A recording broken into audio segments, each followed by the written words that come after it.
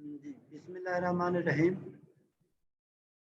आज मैं डिस्क्राइब करने लगा हूँ introduction to research methodology.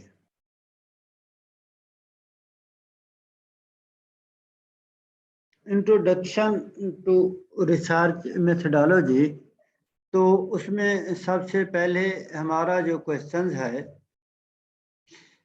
Research है क्या? A careful investigation for new facts in any branch of knowledge. And then Redman and Moore said, research is a systematic effort to gain new knowledge.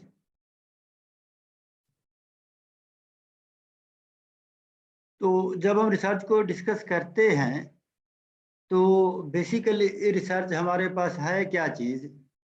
Research में हम थोड़ा सा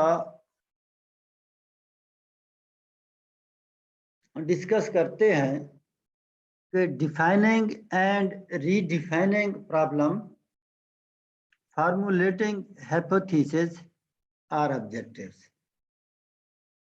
और जो next point है, collecting, organizing and evaluating data, making deduction and reaching conclusion, test the conclusion to determine whether they fit the formulating hypothesis or objectives. तो ये वो हमारे कुछ पॉइंट्स हैं, जब हम कोई भी रिसर्च करते हैं तो ये चीज़ें हमारे जहन में होनी चाहिए। अब अगला जो हमारा क्वेश्चन है कि हम रिसर्च करते क्यों हैं? Why do we do research? तो उसका आंसर ये है कि desire to get research degree along with its consequential benefit, desire to face the challenges in involving the unsolved problem, desire to get intellectual joy of doing some creative work, desire to be service to society, desire to get responsibility, direction of government, employment condition and etcetera. ये वो चीज़ें हैं जो हमें research क्यों करते हैं का जवाब हैं। या फिर हम ये देखते हैं कि जो वैलिडेशन है इंट्यूशंस की, हम मेथड को क्या करते हैं, इम्प्रूव करते हैं। डिमांड ऑफ द जॉब है फॉर पब्लिकेशन पेटेंट। तो ये वो कुछ की पॉइंट्स थे जो हम, अगर हमसे क्वेश्चन किया जाता है कि वाई डू रिसर्च, तो ये उसका आंसर है। तो इसको हम थोड़ा सा डिस्कस करते हैं कि हमारे पास जो रिसर्च है कि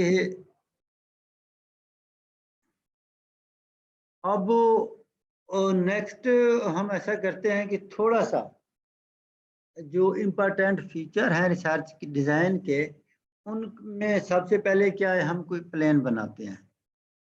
specify the sources and types of information relevant to the research problem. और दूसरे स्टेप पे हम क्या कहते हैं कि जो स्ट्रेटेजी है, which approach will be used for gathering and analysing the data, the time and budget. और तीसरे नंबर पे जिस चीज़ को हम देखते हैं कि हमारे पास टाइम कितना है और बजट के इतना है, उसके अंदर हम क्या अपना ये काम कर पाएंगे। वो studies are done under these two constraint. तो ये इन चीज़ों को मद्देनजर रखे बगैर आप रिसर्च नहीं कर सकते। तो नेक्स्ट हमारे पास क्या है जी,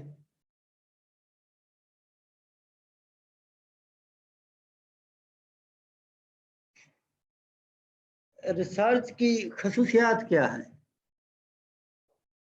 रिसर्च की 3 अहम खसूसियात हैं।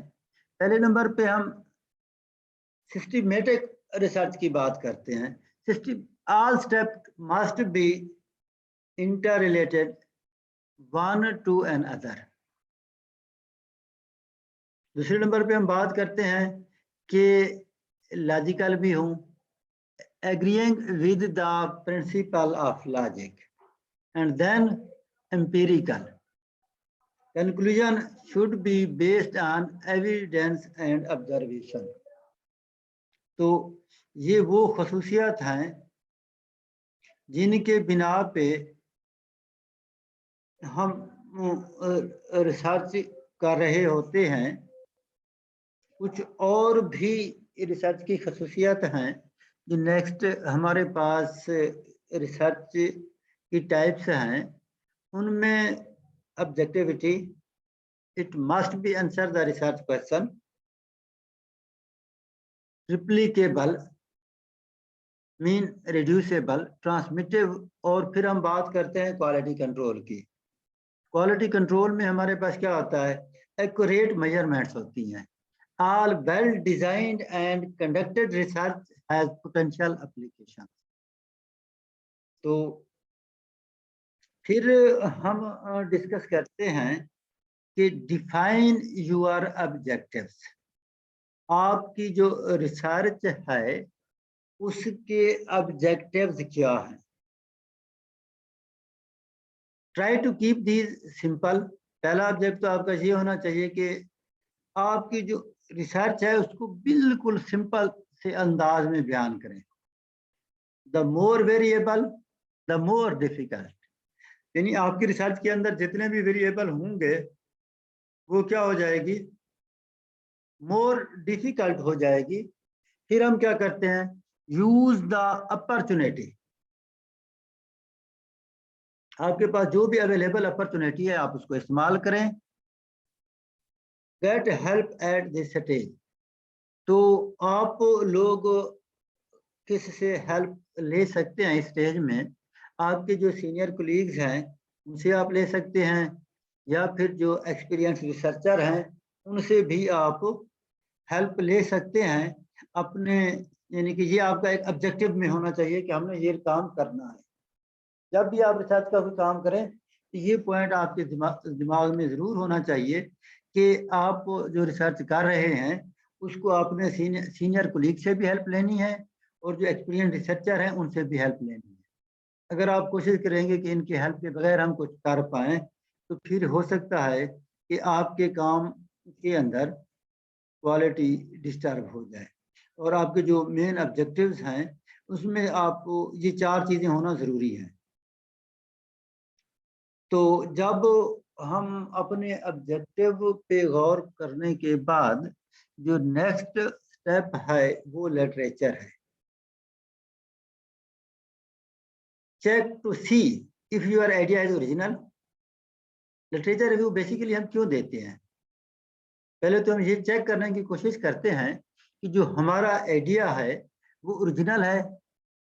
गेट आर्टिकल्स, आप आर्टिकल लें उस टॉपिक से रिलेवेंट और उन पे काम करें और उनको देखें। Read article and their references, article को भी पढ़ें और उनके जो रेफरेंसेस हैं उनको भी पढ़ें। Most of these references will be vital when writing up the report. बाज़ दफ़ा ये भी आ जाता है कि बहुत से जो आपके रेफरेंसेस हैं वो क्या होंगे, वाइटल होंगे when right up the report. फिर लिटरेचर रिव्यू के अंदर जो मेन चीज होती है वो आपने क्या करना है, फाइंड द गैप एरियाज। उसके अंदर कौन सा गैप है जिस पे आप काम कर सकते हैं। Find absolute measurement and result. आप एब्सोल्यूट मेजरमेंट और रिजल्ट देखें। Define objective of the study.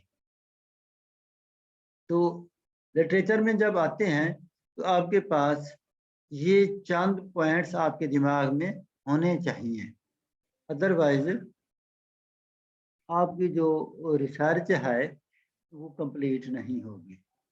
फिर हम ऐसा करते हैं कि जब हम रिसर्च स्टार्ट करते हैं तो उसके अंदर कितने स्टेप इन्वॉल्व होते हैं।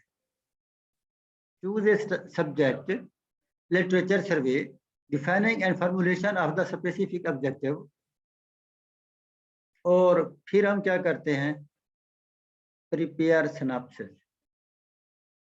या जिसे हम रिसर्च प्रपोजल कहते हैं वो आपने प्रिपेयर करनी है। तो जब भी आप कोई रिसर्च करते हैं तो पहले नंबर पे आप क्या करते हैं कि मैंने इस सब्जेक्ट में करनी है। आपकी क्लास में मिसाल के तौर पर 50 बच्चे बैठे हुए हैं, तो सबसे पहला काम उन्होंने क्या करना है, रिसर्च जब आप स्टार्ट करनी है तो पहला काम क्या होना चाहिए, पहला काम ये होना चाहिए कि आपकी जो रिसर्च है वो किस सब्जेक्ट में आप इंटरेस्टेड हैं। काफ़ी सारे सब्जेक्ट हैं, आप सपोज कर लें कि मैथ के अंदर हमारे डिपार्टमेंट के अंदर 6-7 PhD लोग हैं। तो आप लोगों ने कोशिश क्या करनी है, तो जो सब्जेक्ट आपके माइंड से रिलेट करता है, जिसके अंदर आपका इंटरेस्ट है, आप उस सब्जेक्ट को सबसे पहले आपने क्या करना है, वो सब्जेक्ट ढूंढना है। ठीक है, जब आपने वो सब्जेक्ट ढूंढ लिया तो फिर आपने उस सब्जेक्ट का लिटरेचर सर्वे करना है। लिटरेचर सर्वे करने के बाद फिर आपने क्या करना है, defining and formulation of the specific objective, उसकी जो फॉर्मुलेशन है या उसके जो स्पेसिफिक ऑब्जेक्टिव्स हैं वो डिफाइन करने हैं। फिर तीसरे नंबर पे ये जब 3 काम आप कर लेंगे तो फिर आपने क्या करना है, सिनॉप्सिस प्रिपेयर करना है। सिनॉप्सिस का मतलब ये होता है कि जो प्रपोज रिसर्च है उसका एक स्केच देना है आपने कि हमने करना क्या है। फिर आप नेक्स्ट स्टेप पे क्या आते हैं, procuring of suitable apparatus and materials. आपके पास जो सूटेबल यानी कि अपराटस या मटेरियल है वो आपने प्रोक्योर करना है, जो भी आपके रिसर्च के लिए चीज़ चाहिए। सपोज आप मैथमेटिक्स के अंदर काम कर रही हैं, तो मैथ के अंदर इतना बड़ा एक्सपेरिमेंटल डेटा हमें या एक्सपेरिमेंट नहीं चाहिए होती। उसके लिए सबसे पहले आपको क्या चाहिए, बुक्स चाहिए। सबसे पहले जो आपको चीज़ चाहिए वो आपके पास क्या है, कंप्यूटर या लैपटॉप।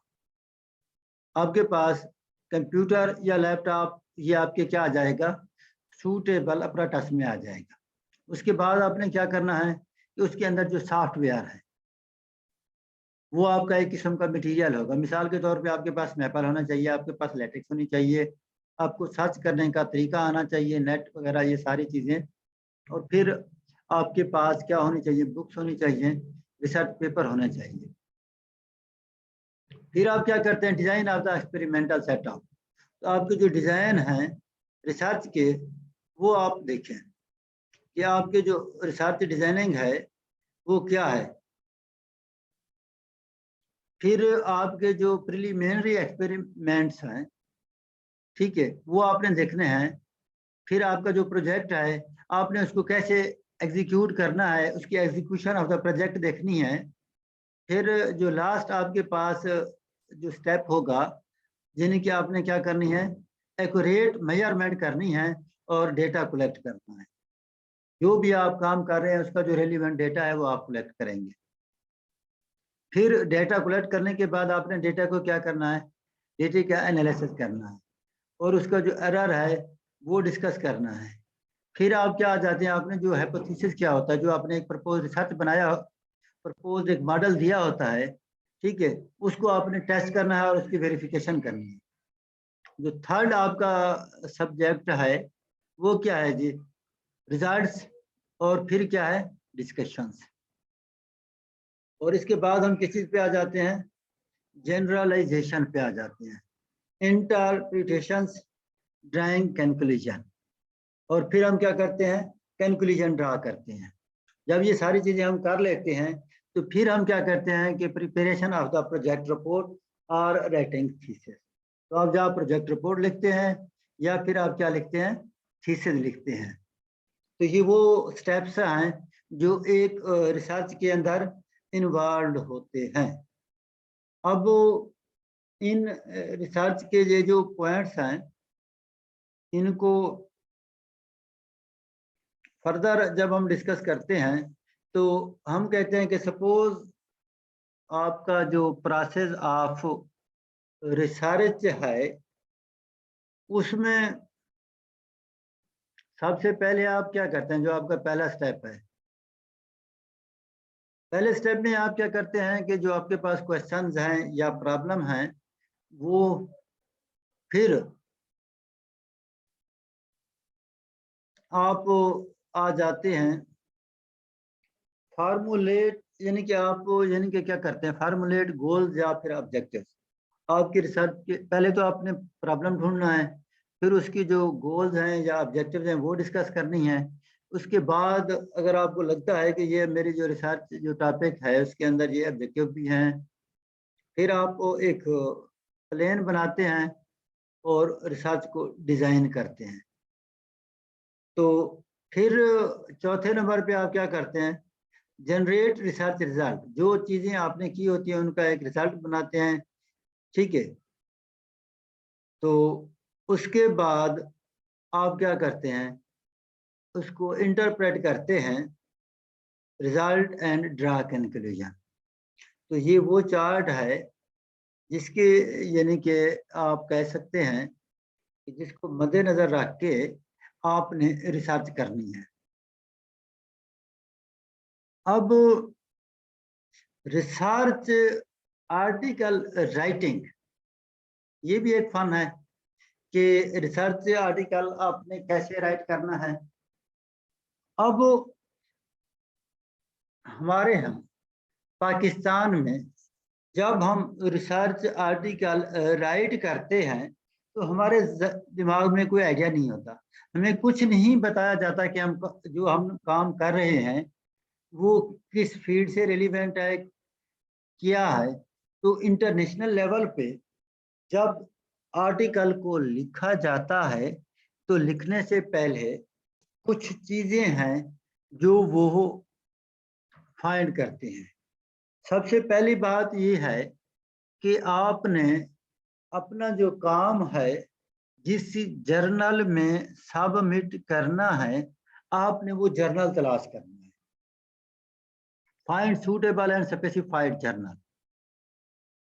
जब वो आपने कोई जर्नल फाइंड कर लिया है, ठीक है, उसकी मैं आपको एग्जांपल देता हूं कि मिसाल के तौर पे मैं कोई जर्नल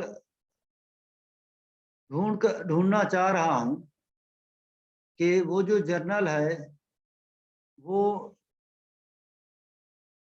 मैं सपोज कर रहा हूं कि मैं कोई जर्नल सर्च कर रहा हूं, मैंने एक पेपर लिखना है तो मैं किस जर्नल में सबमिट करवाना चाहता हूं। मिसाल के तौर पे मैं कहता हूं कि मैं एमडीपीआई का कोई जर्नल लेता हूं, तो मैं सबसे पहले क्या जाऊंगा, एमडीपीआई की साइट पे जाऊंगा, ठीक है। अच्छा, उसके अंदर सबसे पहले मैं क्या करूंगा, जर्नल लिस्ट चेक करूंगा कि मैथमेटिक्स से रिलेवेंट कितने जर्नल हैं और मेरा जो काम है वो किस जर्नल के साथ एलाइन है, ठीक है। अब मैं ऐसा करता हूं कि आप लोगों के सामने एक स्क्रीन शेयर करता हूं कि मिसाल के तौर पे आप हमने अगर कोई जर्नल की सिलेक्शन करनी है कि सबसे पहले तो हमने ये देखना है कि कौन सी डेटाबेस हम ले रहे हैं, उसका कौन सा जर्नल हम सर्च करना चाह रहे हैं।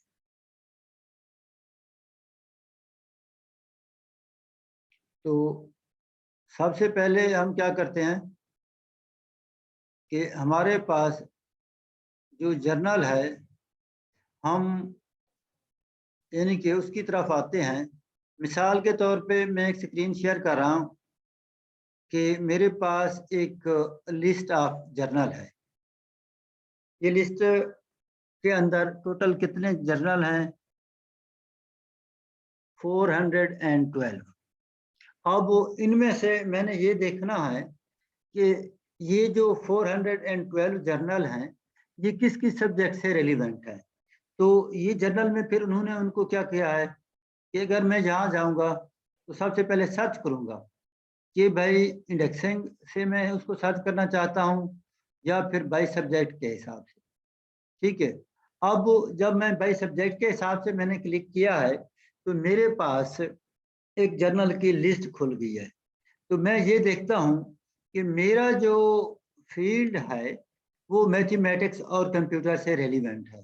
तो मैं मैथमेटिक्स और कंप्यूटर के जर्नल सर्च किए मैंने। अगर ये आप देखें कि ये आपके पास क्या है जी, जर्नल्स हैं काफ़ी सारे जो मैथमेटिक्स से रेलिवेंट हैं। फिर उसके बाद मैंने ये देखना है, ये उनकी थोड़ी सी डिटेल भी आ रही हैं कि ये जर्नल जो है उसका ISSN नंबर क्या है, लॉन्च कब हुआ, ठीक है ना, इम्पैक्ट फैक्टर कितना है, साइड स्कोर कितना है, उसका जो करंट इशू है, फिर अपकमिंग आर्टिकल, उसके टोटल आर्टिकल, ये उसकी एक स्टैटिस्टिक है जो यहाँ पे गिवन है।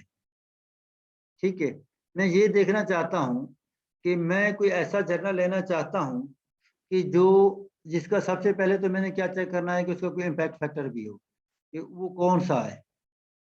ठीक है, सपोज मैं यहाँ से जो इम्पैक्ट फैक्टर वाले हैं जर्नल, वो काफ़ी सारे जर्नल हैं इस लिस्ट के अंदर, ये सारे के सारे यानी कि यूँ समझें कि ये मैथ के हिसाब से हैं।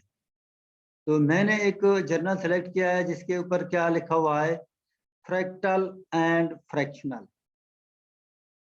ठीक है, तो फ्रैक्टल एंड फ्रैक्शनल जो है ये इसका ISSN नंबर है और ये 2017 में लॉन्च हुआ। इस वक्त इसका जो इम्पैक्ट फैक्टर है वो 3.577 है और जो साइड स्कोर है वो क्या है, 2.8 है, और ये उसका जो वॉल्यूम है, वॉल्यूम उसका क्या है, छठा वॉल्यूम है, और उसमें जो इशू है वो क्या है, 10वां है। ठीक है ना, 10वां इशू कब पब्लिश हुआ, अक्टूबर 2022 में। तो ये उसके जो उसकी कुछ फिगर्स थी वो हमने दी हैं कि ये कितने पेपर उसके अंदर सबमिट हुए या पब्लिश्ड हैं। ठीक है, तो फिर हम क्या करते हैं कि इस जर्नल को सर्च कर लेते हैं कि फ्रैक्टल एंड फ्रैक्शनल जो जर्नल है उसका जो एम है, जो स्कोप है, वो क्या है, क्या वो जो मैंने टाइटल लिखना है क्या उससे वो रेलिवेंट है। ये देख रहे हैं कि इसके अंदर ये जो स्कोप है इसके अंदर हम किस तरह के पेपर पब्लिश कर सकते हैं। ये स्कोप नजर आ रहा है आपको, इसमें जनरल मैथमेटिक्स है, ज्योमेट्री है, एनालिसिस है, डिफरेंशियल ज्योमेट्री है, क्लासिकल एनालिसिस है, ओडीज हैं, fractional order differential and integral equation है, डायनामिकल सिस्टम है। तो ये सारे टॉपिक उसके अंदर लाई कर रही हैं। तो ये मुझे लगा कि मैंने इस जर्नल के अंदर ही अपना पेपर पब्लिश करना है।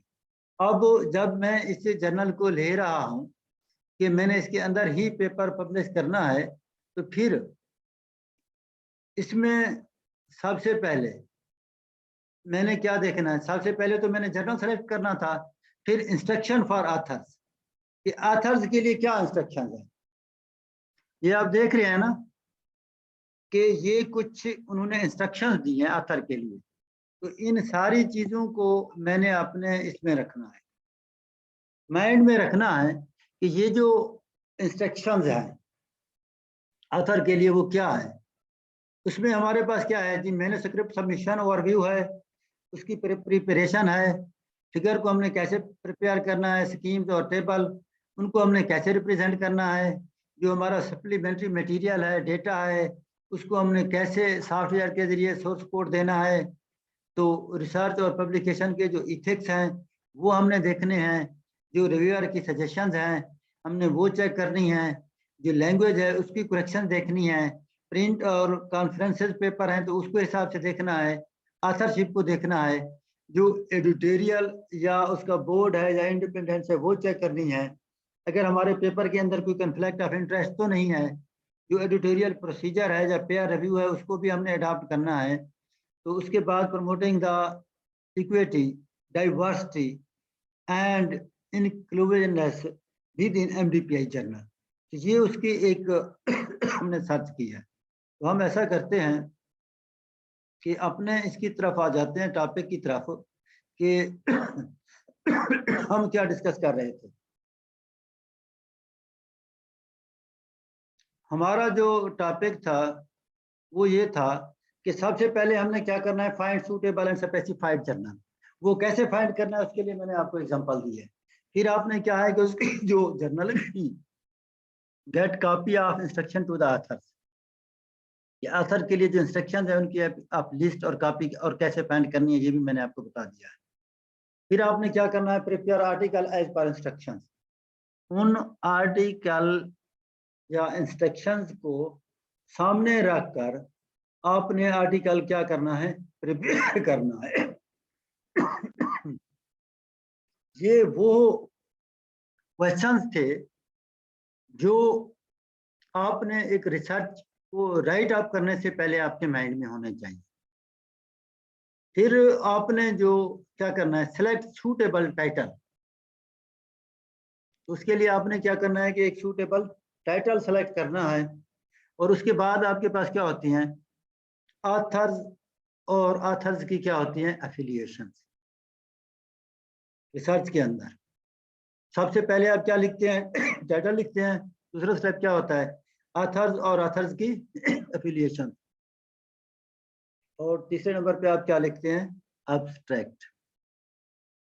तो नेक्स्ट जो हमारी क्लास होगी उसमें हम abstracts, highlights, novelty of the statement, introduction, material and methods, result and discussions, conclusion, acknowledgement और references को डिटेल से डिस्कस करेंगे कि अब्स्ट्रैक्ट क्या होता है, हाइलाइट्स क्या है आपकी रिसर्च की, जो आपका प्रॉब्लम है उसके अंदर जो नोवेलिटी है वो क्या है। फिर आप आते हैं इंट्रोडक्शन की तरफ, जो आप जिस टॉपिक पे काम कर रहे हैं उसकी इम्पोर्टेंस क्या है, एक पैराग्राफ में आपने लिखनी होती है। दूसरे पैराग्राफ में आपने उसका एक शॉर्ट लिटरेचर व्यू देना होता है। तीसरे नंबर पे आप क्या करते हैं, उसकी जो मोटिवेशंस हैं, ऑब्जेक्टिव्स हैं, वो लिखनी है। उसके बाद आप उसकी ऑर्गेनाइजेशन को डिस्क्राइब करते हैं। ये 4-5 स्टेप्स हैं एक इंट्रोडक्शन को लिखने के लिए। फिर हमारे पास क्या होते हैं, मटीरियल्स एंड मेथड्स, कि आपके पास अवेलेबल मटेरियल्स क्या है और कौन से मेथड आप यूज करेंगे अपनी रिसर्च को डिजाइन करने के लिए। फिर उन रिजल्ट की डिस्कशन होती है, ठीक है। फिर आप क्या करते हैं, कंक्लूजन ड्रा करते हैं। उसके बाद का जो पोर्शन है उसमें आप एक एक्नॉलेजमेंट लिखते हैं, और एट द एंड आप क्या लिखते हैं, रेफरेंसेस। तो ऑथरशिप या इथिक्स, उसके अंदर हम कुछ चीजें नोट करते हैं कि all authors should directly involve in the entire study. कि जो भी पेपर आप लिखना चाह रहे हैं उसके अंदर जो सारे ऑथर हैं उनको इंटायरली इन्वॉल्व होना चाहिए।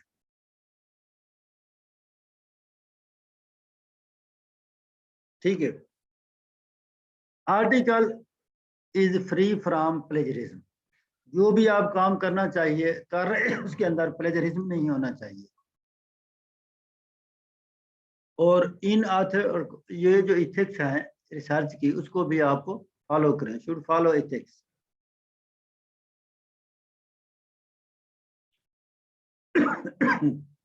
फिर वो हमने डिस्क्राइब किया था रिसर्च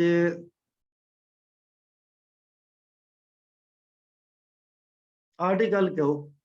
तो अगर रिसर्च रिपोर्ट आप लिखना चाह रहे हैं तो ये रिसर्च रिपोर्ट जनरली इंक्लूड, सबसे पहले उसमें क्या होता है, इंट्रोडक्शन होता है, स्टेटमेंट ऑफ द प्रॉब्लम होती है, review of the relevant literature आप लिखेंगे, स्टेटमेंट ऑफ हाइपोथेसिस, रिसर्च और ऑब्जेक्टिव्स। थ्योरेटिकल आपने रिज्यूम लिखनी है, उसके अंदर डिस्क्रिप्शन ऑफ रिसर्च डिजाइन है, डिस्क्रिप्शन ऑफ एक्सपेरिमेंटल डिजाइन है, डिस्क्रिप्शन ऑफ मेजरमेंट है, और क्या है, डेटा एनालिसिस है। इसके बाद हमारे पास क्या है जी, डिस्क्रिप्शन ऑफ मेजरमेंट और data analysis, error compounding, presentation of result, discussion, conclusion, limitation, implication। और फिर आप की जो रिपोर्ट है उसमें आप क्या देते हैं, सजेशन फॉर फ्यूचर रिसर्च भी देते हैं। कंक्लूजन के बाद एक जो लेने कंक्लूजन में ऐड कर देते हैं कि फ्यूचर में आपने क्या करना है। एक्नॉलेजमेंट आप देते हैं, और जो रेफरेंस आपने साइड किए हैं वो आप देते हैं। और एंड पे अगर आपने अपने काम को एक्सप्लेन करने के लिए अगर अपेंडिक्स यूज किए हैं तो वो भी आप लिखते हैं। अब जो जो हमारे पास टाइप्स ऑफ रिसर्च हैं वो क्या है, ठीक है। हमारे पास जो टाइप्स ऑफ रिसर्च हैं वो बेसिकली हैं क्या?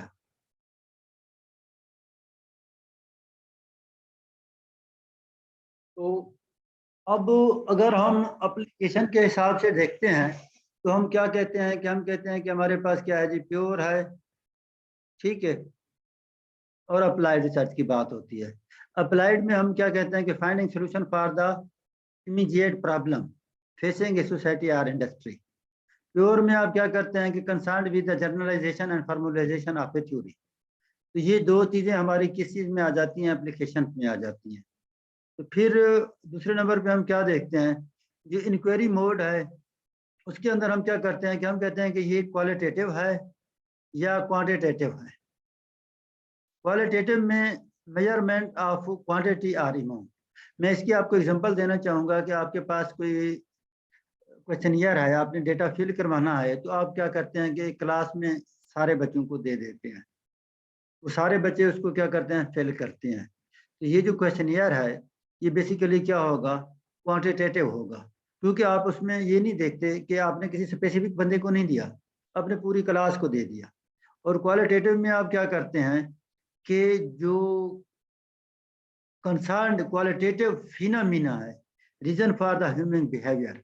मिसाल के तौर पे आप क्लास के अंदर जाते हैं, आप कहते हैं कि जी जो सराइकी बोलने वाले बच्चे हैं या फिर जो बलोची बोलने वाले बच्चे हैं उनसे हमने फिल करवाना है, या आप कहते हैं कि जिनके अंदर ये खसूसियात हैं, या आप सिलेक्टेड लोगों से आप गांव में जाते हैं, आप कहते हैं कि जो पढ़े लिखे लोग हैं हमने उनसे डेटा लेना है। तो इसी तरह का जो डेटा होगा वो क्या कहलाता है? क्वालिटेटिव डेटा कहलाता है। तो ये भी आपकी इस रिसर्च के अंदर इस्तेमाल होती हैं चीज़ें।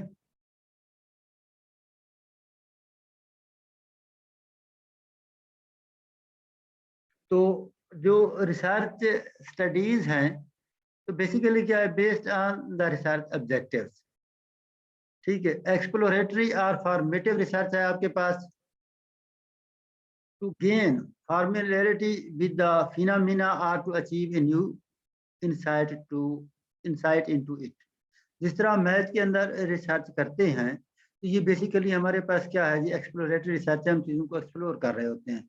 हम सपोज करते हैं कि ये चीज़ इस तरह है, उसको प्रूव करने के लिए फिर हम एक्सपेरिमेंट भी करते हैं, उसकी एग्जाम भी डिस्कस करते हैं। तो ये जो डेटा होता है या इस तरह की जो रिसर्च है, ठीक है, एक्सप्लोरेटरी और फार्मूलेटिव रिसर्च। और एक हमारे पास क्या होती है? डिस्क्रिप्टिव रिसर्च होती है, to study accurately the characteristic of a particular individual situation और ए ग्रुप इंक्लूड सर्वे। तो ये आपके पास किस में आ जाते हैं? डिस्क्रिप्टिव रिसर्च में आ जाते हैं। फिर जो रिसर्च स्टडीज है, जिस तरह हम कहते हैं कि ये डिग्नोस्टिक रिसर्च है, to determine the frequency with the something occur और with which it is associated with something else. फिर हम क्या कहते हैं कि hypothesis testing research, to test a hypothesis of a causal relationship between the variable. तो ये चीज़ें जो हैं वो उसके अंदर आ जाती हैं, ठीक है। तो एट द एंड मैं ये कहना चाहूँगा कि science is not belief but the will to find out. तो इसके साथ ही ये जो हमारा 40 मिनट का सेशन था ये ऑलमोस्ट एंड होने वाला है। तो इसके साथ ही हम ऐसा करते हैं कि क्वेश्चन आंसर की तरफ आते हैं। अगर आपका कोई क्वेश्चन है या कुछ कहना चाहते हैं तो आप क्वेश्चन कर सकते हैं। आप अगर क्वेश्चन करना चाहते हैं, जो भी बंदा अभी पहले अपने आप को अनम्यूट करे और फिर वो क्वेश्चन पूछ सकता है। क्वेश्चन करने से पहले अपने आप को अनम्यूट करें। अगर आपकी तरफ से कोई क्वेश्चन है तो अपने आप को क्या कर लें? अनम्यूट कर लें।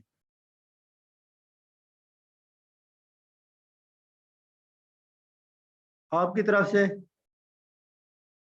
कोई क्वेश्चन? मुझे लगता है कि आप लोगों की तरफ से कोई भी क्वेश्चन नहीं है शायद।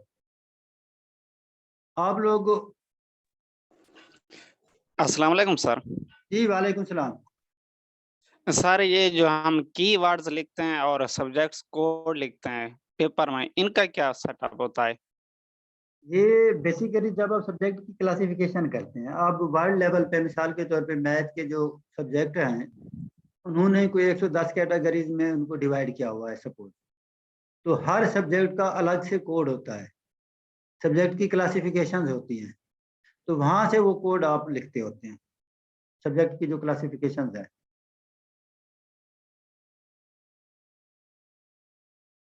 क्लियर हुई है बात? जी सर क्लियर हो गया। और जो कीवर्ड्स हम लिखते हैं पेपर में, जी, तो कीवर्ड पे लास्ट टाइम भी मैंने थोड़ा सा बताया था कि मिसाल के तौर पे मैं रिसर्च करना चाह रहा हूँ, मेरा जो रिसर्च टाइटल है 4 point binary approximating stationary subdivision scheme. तो इसके अंदर जो 4 पॉइंट का वर्ड है वो भी एक कीवर्ड है, बाइनरी भी कीवर्ड है, स्टेशनरी भी कीवर्ड है, सब डिवीजन भी कीवर्ड है। यानी मेन जो की पॉइंट जो आपकी वर्ड आप यूज कर रहे हैं, ठीक है ना। जब आप अब्स्ट्रैक्ट लिखते हैं तो आप उसके अंदर कहते हैं कि मेरा ये टॉपिक्स है, इसका जो एनालिसिस है मैंने लॉरेंट पॉलिनोमियल से करना है, तो लॉरेंट पॉलिनोमियल आपका क्या हो गया, कीवर्ड हो गया। आपने कहना है कि मैंने इसकी होल्डर रेगुलरिटी डिस्कस करनी है, तो वो उसका अदर कीवर्ड हो गया। तो इसी तरह उसके अंदर जो मेन चीजें आप डिस्कस कर रहे हैं कि जो है वो आपके कीवर्ड कहलाती हैं। ओके सर ये क्लियर हो गया, थैंक्स। तो और किसी की तरफ से कोई क्वेश्चन है तो वो पूछ सकता है।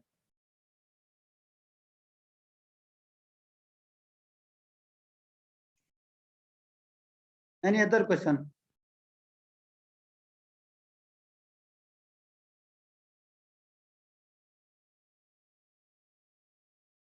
तो मेरे ख्याल में आप लोगों की तरफ से कोई क्वेश्चन नहीं है, तो फिर हम इस सेशन को क्या कर लेते हैं, एंड कर लेते हैं।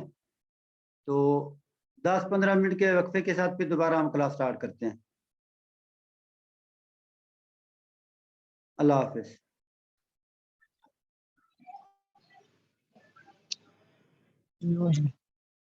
Hello.